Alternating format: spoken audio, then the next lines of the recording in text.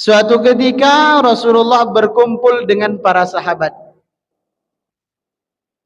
Dan di tengah perkumpulan itu tiba-tiba Nabi mengatakan, "Man ya'khudhu anni haula al-kalimat?" Siapa di antara kalian yang mau aku beri nasihat? Yang mau aku beri pesan? Yang mau aku beri wasiat? Yang mana wasiat dan pesan ini, kata Rasulullah, ya'mal bihinna, akan sangat bermanfaat untuk diamalkan, au yu'allimu man ya'mal bihinna, dan sangat bermanfaat kita ajarkan. Jadi diamalkan untuk kita, dan kita ajarkan, kita sampaikan wasiat ini juga kepada orang lain, keluarga kita, anak kita, sahabat-sahabat kita, dan seluruh kaum muslimin. Mendengar tawaran itu, sontak para sahabat berlomba-lomba untuk mendapatkan pesan tersebut.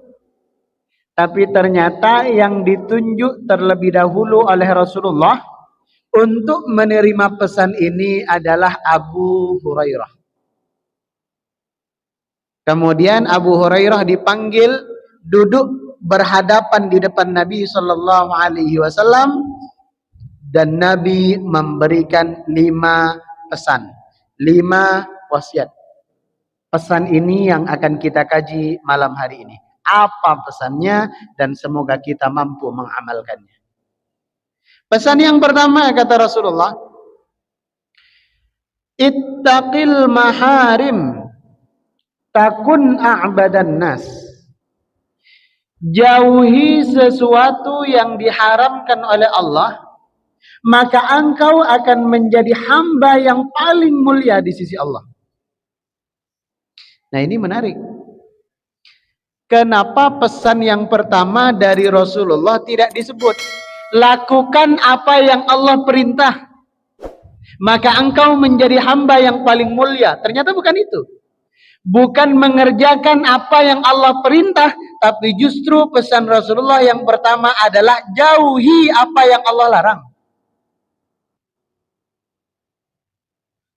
Padahal kan seharusnya lakukan apa yang Allah perintah, baru jauhi apa yang Allah larang.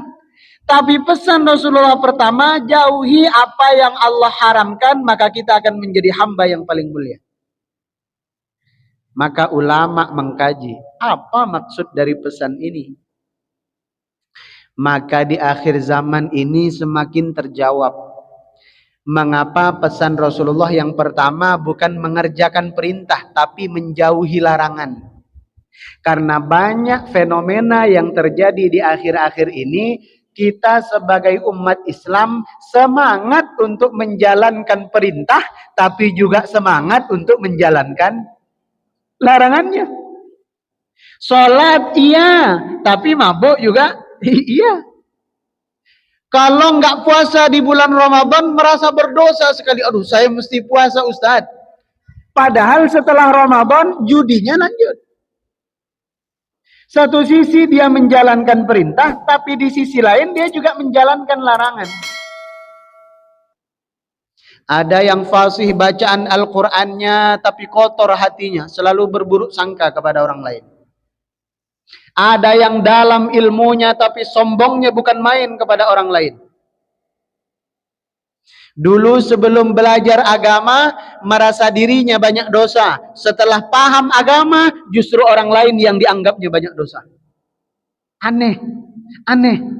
Kalau dulu sebelum rajin datang ke kajian merasa, ya Allah saya ini banyak dosa, ya Allah saya ini masih bodoh, ya Allah saya ini masih jahiliyah, tenggelam dalam kedurhakaan kepada Allah. Setelah rajin ke majelis ilmu, mulai sibuk nunjuk orang lain. Ini salah, ini tak betul, ini dosa, ini keliru, ini menyimpang. Ada yang banyak sedekahnya tapi pamernya bukan main.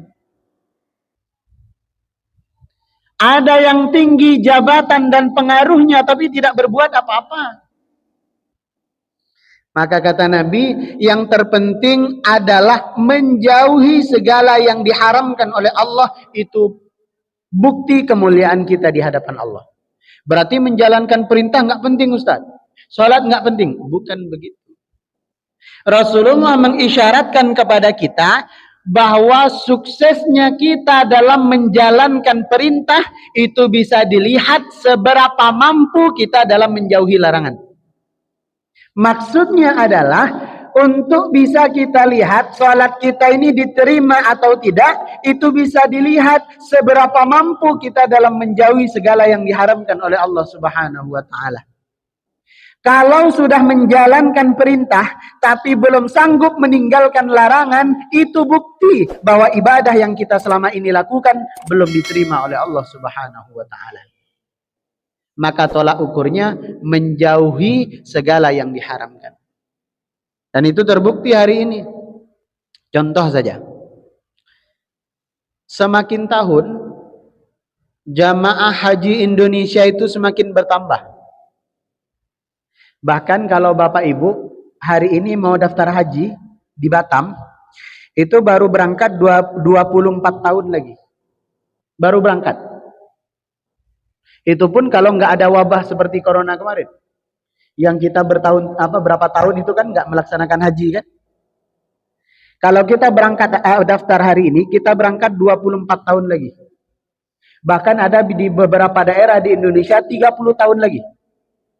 Tapi hebatnya orang Indonesia, meskipun waktu tunggu haji itu semakin tahun semakin lama, tapi justru jamaahnya semakin membeludak. Umat Islam yang mendaftar haji setiap tahun itu semakin bertambah. Semakin bertambah. Bahkan Indonesia menjadi jumlah jamaah haji terbesar pertama di dunia. Makanya jangan heran, kalau kita nanti mau umrah mau haji, nggak perlu kita susah-susah belajar bahasa Arab. Karena orang Arab sampai paham bahasa Indonesia saking banyak jamaah Indonesia.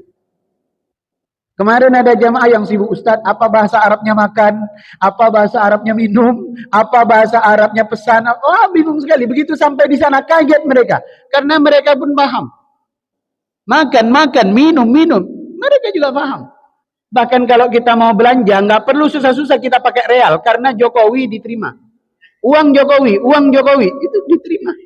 Nggak perlu kita ke money changer. Iya, entah kenapa yang disebut Pak Jokowi. Tapi di pinggir jalan itu, kalau kita pulang dari Masjid Nabawi, kalau kita pulang dari Masjidil Haram, mereka itu buka lapak, sampai mereka itu teriak-teriak. Kalau ada wajah kira-kira orang Indonesia, itu mereka teriak-teriaknya bukan real-real, tapi Jokowi 100, Jokowi 100, Jokowi 100. Ini harganya 100.000 maksudnya. Saking banyak jamaah Indonesia di sana, sampai kita nggak perlu susah-susah belajar bahasa Arab. Itu kan satu kabar yang menggembirakan bahwa orang Indonesia begitu antusias ke Makkah dan ke Madinah. Itu fakta. Kita menjadi negara dengan jamaah haji terbanyak di dunia setiap tahun. Tapi fakta yang lain juga menyedihkan. Karena Indonesia menjadi negara paling korup juga di dunia. Urutan kelima. Negara nomor urut 2 yang mengakses situs porno terbesar di dunia. Loh, tapi semangat haji. Tapi korupsi juga iya.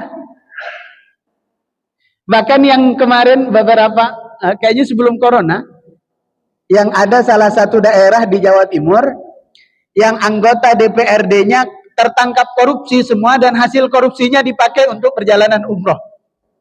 Itu malaikat mau catat bingung itu. Ini mau dicatat dosa tapi umroh, mau dicatat umroh tapi duit hasil korupsi. Jemaah sekalian yang dimuliakan oleh Allah. Maka ini menjadi pengingat untuk kita semuanya. Tidak perlu kita sibuk menilai orang lain. Wah, ini belum diterima salatnya. Ini puasanya belum sah. Ini sedekahnya masih sombong. Nggak perlu. Cukup kita tanyakan kepada diri kita. Kalau kita sholat tapi masih bermaksiat, tanda sholatnya belum diterima. Kita puasa tapi juga masih sering melanggar larangan dari Allah, berarti tanda puasa kita belum diterima. Kita berkali-kali ke masjid, banyak sedekah kita, tiap tahun kita kurban, tapi maksiat masih juga dilakukan, itu tanda bahwa seluruh ibadah kita belum lagi diterima oleh Allah Subhanahu wa taala. Maka pesan Rasulullah yang pertama, ittaqil maharim takun a'badan nas. Jauhi segala yang Allah haramkan, maka itu tanda kemuliaan kita di hadapan Allah Subhanahu wa taala. Karena kalau kita berhasil meninggalkan yang haram, artinya seluruh ibadah kita kepada Allah diterima.